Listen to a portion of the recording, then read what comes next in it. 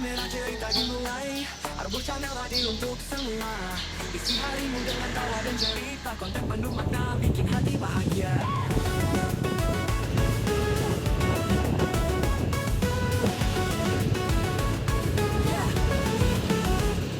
Dia sang kreator penuh ide cerita. Setiap video punya rasa yang berbeda, dari vlog harian hingga petualangan. Arbor Channel selalu jadi hiburan. Komen termasuk kapan konten baru. Subscriber setiap harus menunggu. Dia kerja keras tanpa kenal lelah untuk buat dunia lebih berbeda. Arbor Channel, bintang layar kecil, isi hidup dengan cerita penuh senyuman. Setiap kerja keras tanpa kenal lelah untuk buat dunia lebih berbeda. Arbor Channel, bintang layar kecil, isi hidup dengan cerita penuh senyuman. Setiap klip dan share jadi bukti nyata bahwa kreator ini tak pernah sia-sia.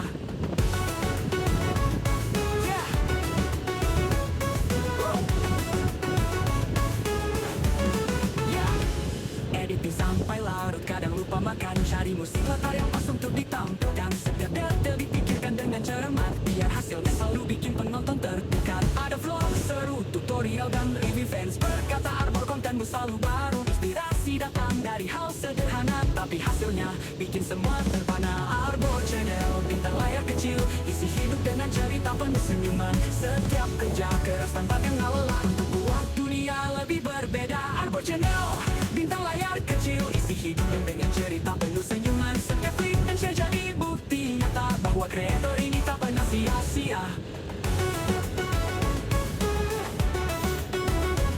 Di balik layar ada perjuangan besar, kadang lelah, tapi semangatnya tetap megah. Dengan kamera di tangan dia terus berkarya, membawa dunia kecil ini penuh warna. Terima kasih untuk kalian semua, tanpa kalian aku takkan bisa berkarya. Dia bicara di depan kamera, Arbor Channel adalah cinta dan doa.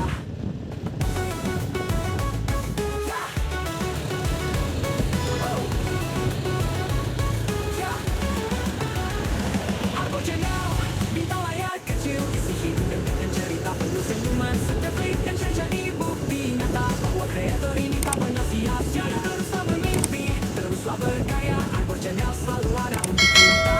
Dari layar kecil ke hati yang luas, dia kreator yang tak pernah lepas. Salam sehat selalu.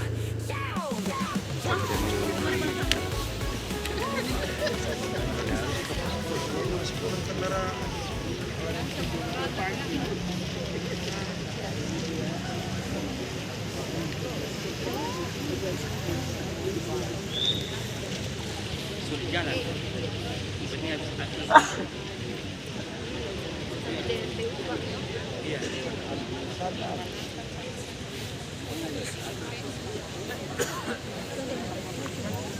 Salam Pancasila.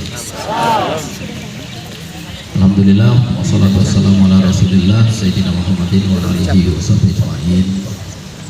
Yang saya cintai, yang saya banggakan, yang saya hormati seluruh orang tua saya, para kepala sekolah, para wakepsek, para kepala tata usaha di lingkungan pendidikan, mulai dari TK, SD, SMP, lingkungan pemerintah Kota Palu yang pagi hari ini saya berterima kasih atas kehadiran kita yang tepat waktu.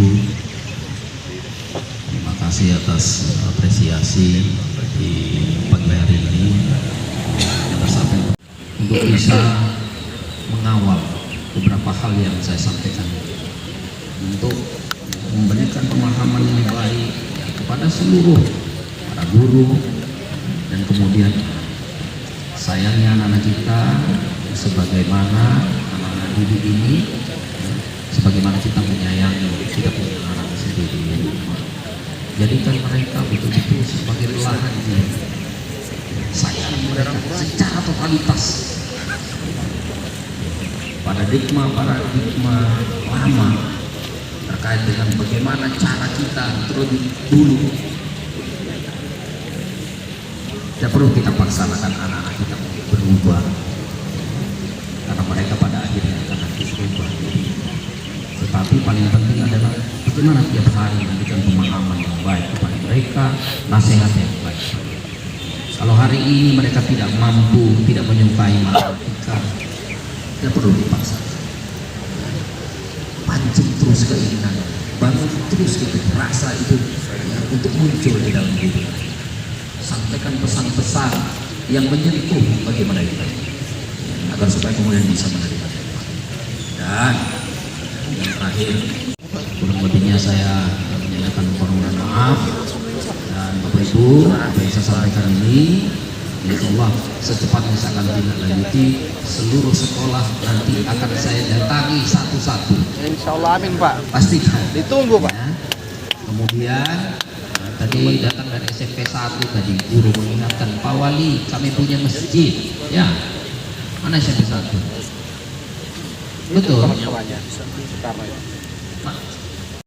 Untuk bisa mengawal beberapa hal yang saya sampaikan, untuk memberikan pemahaman yang baik kepada seluruh para guru, dan kemudian sayangnya anak-anak kita sebagaimana anak-anak didik ini, sebagaimana kita menyayangi kita punya anak sendiri di rumah, jadikan mereka betul-betul sebagai belahan diri, sayangi mereka secara totalitas. Paradigma lama terkait dengan bagaimana cara kita terlebih dulu, tidak perlu kita paksakan anak-anak kita berubah, karena mereka pada akhirnya akan nanti berubah. Tetapi paling penting adalah bagaimana tiap hari memberikan pemahaman yang baik kepada mereka, nasihat yang baik. Kalau hari ini mereka tidak mampu, tidak menyukai matematika, tidak perlu dipaksa. Pancing terus keinginan, bangun terus itu rasa itu ya, untuk muncul di dalam diri. Sampaikan pesan-pesan yang menyentuh bagi mereka agar supaya kemudian bisa menerima. Dan yang terakhir, saya berharap seluruh kepala sekolah mampu membangun komunikasi yang baik dengan komite.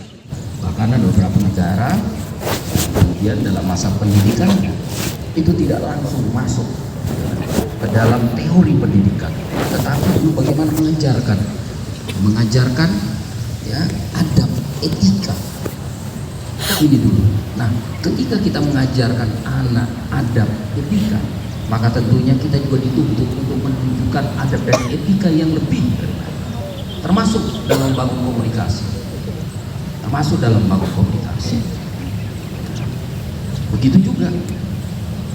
Begitu juga di rumah seperti itu.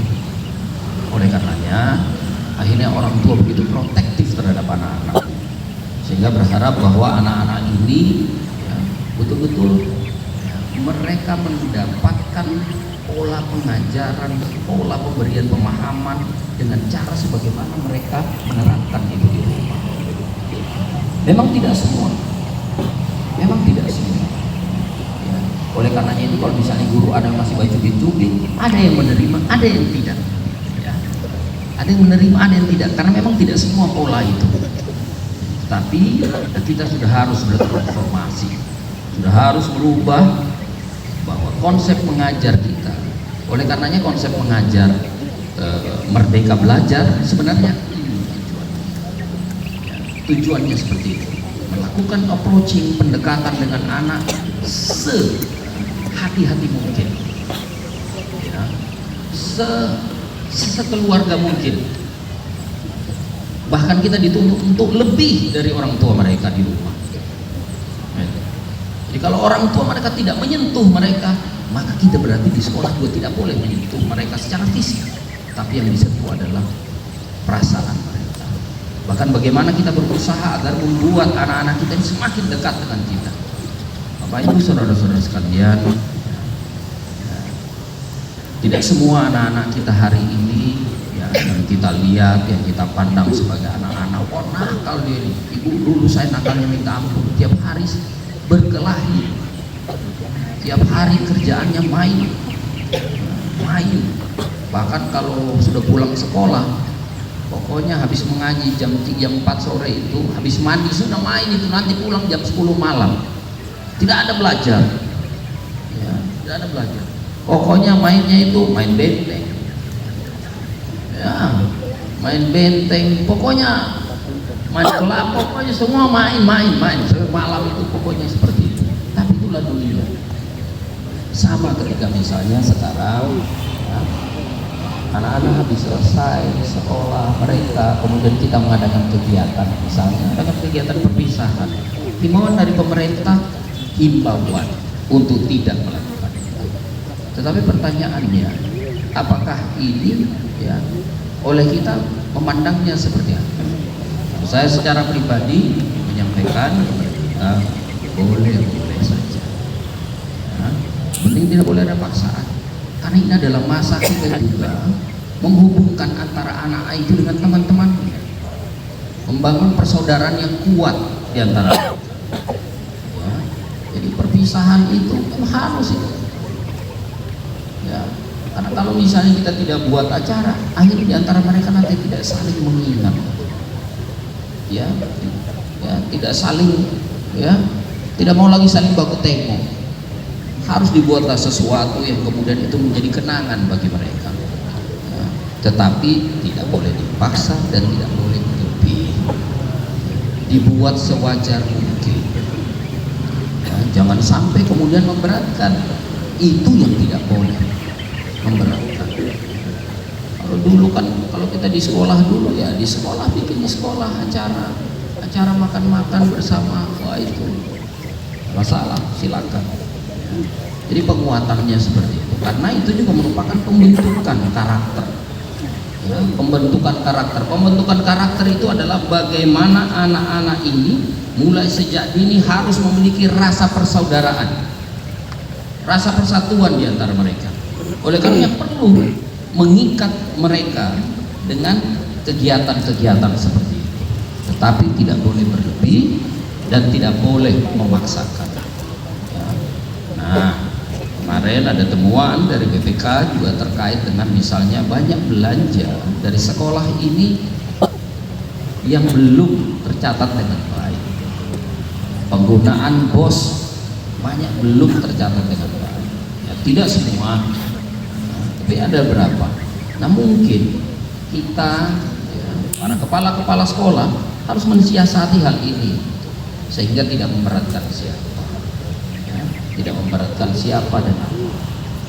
Bapak Ibu, saudara-saudara sekalian, para kepala sekolah yang saya cintai, yang saya banggakan, yang saya hormati, Bapak Ibu ya, merupakan ujung tombak ya, ujung tombak perlindungan anak-anak kita di sekolah.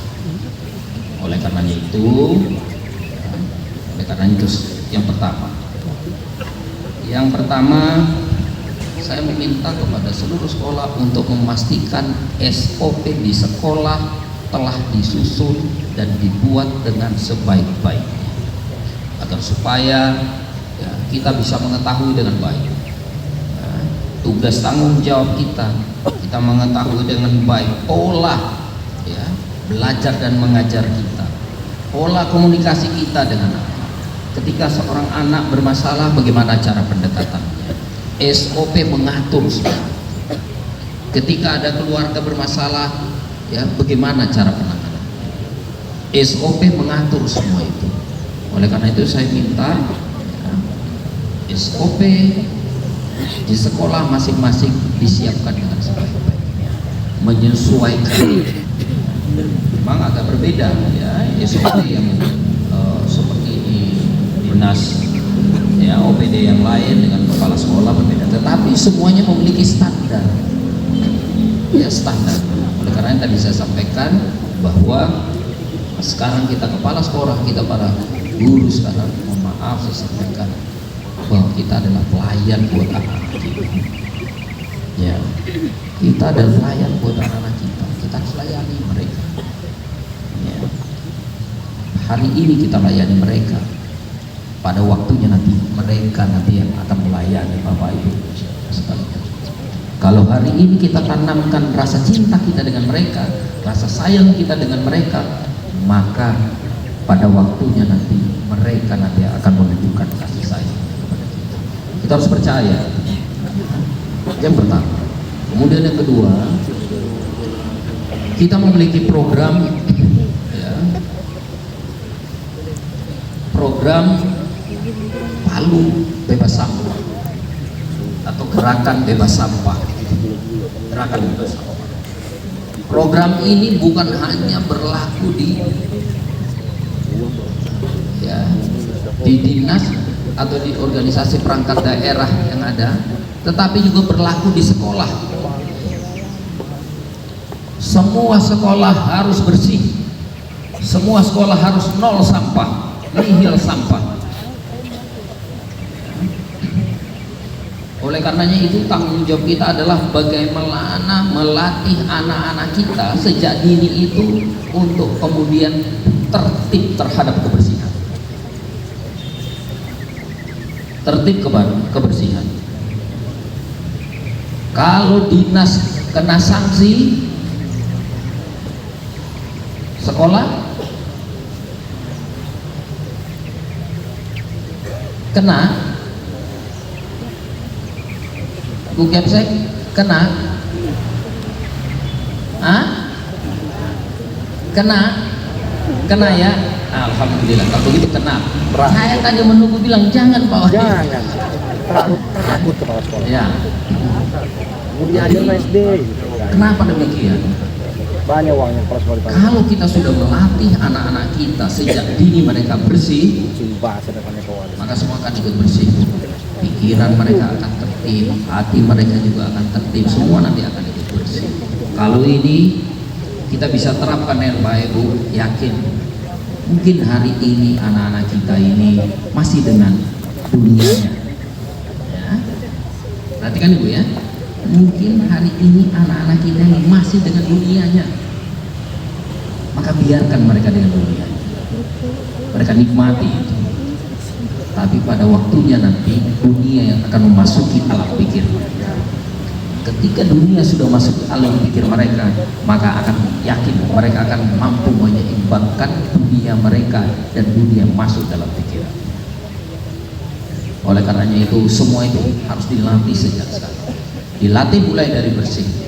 Kalau anak-anak kita sudah terlatih dengan bersih, yakin Bu, ya, kalau sudah bersih, maka juga mereka akan bersih dari hal yang lain. Tapi kalau hari ini kita tidak mampu membangun kebersihan itu, yakin, ya, yakin. Memang ya, tidak semua buah itu bisa masak sesuai dengan harapan kita. Tapi kalau dengan pupuk yang benar, cara tanam yang baik, cara olah yang baik, maka kita akan meminimalisir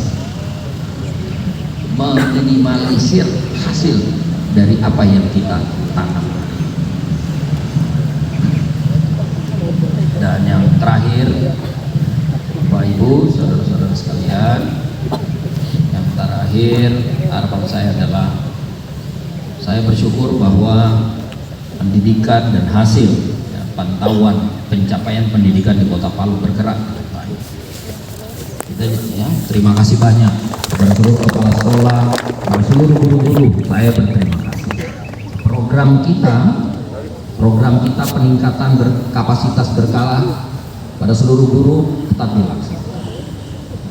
Kemudian pengiriman kepala sekolah magang tetap.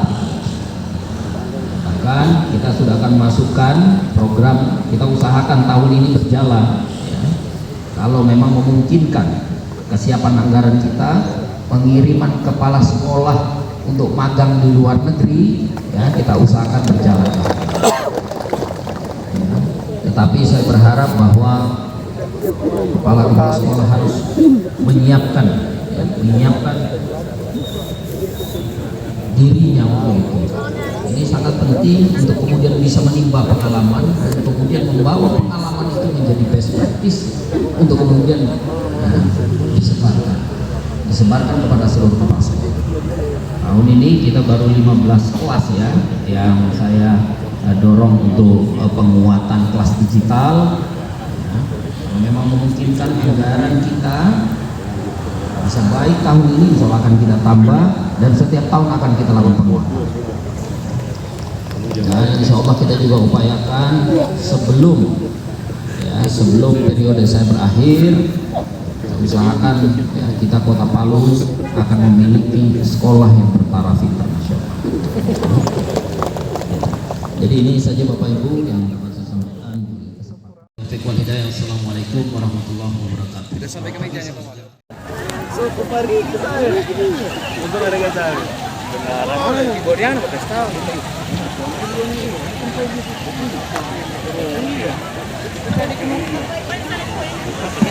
Saya cari dibahas nilainya.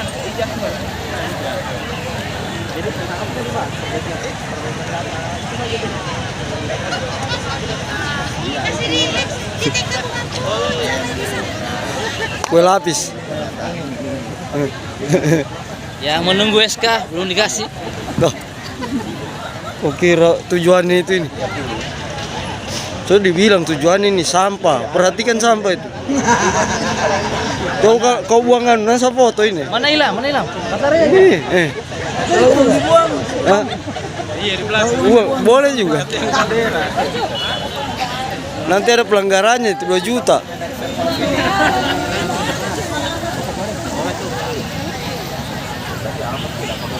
Kemarin.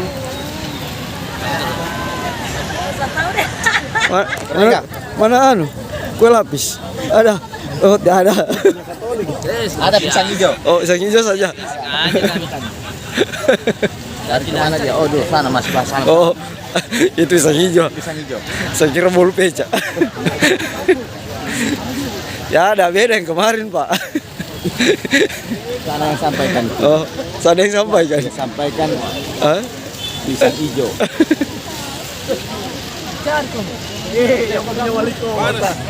Panas.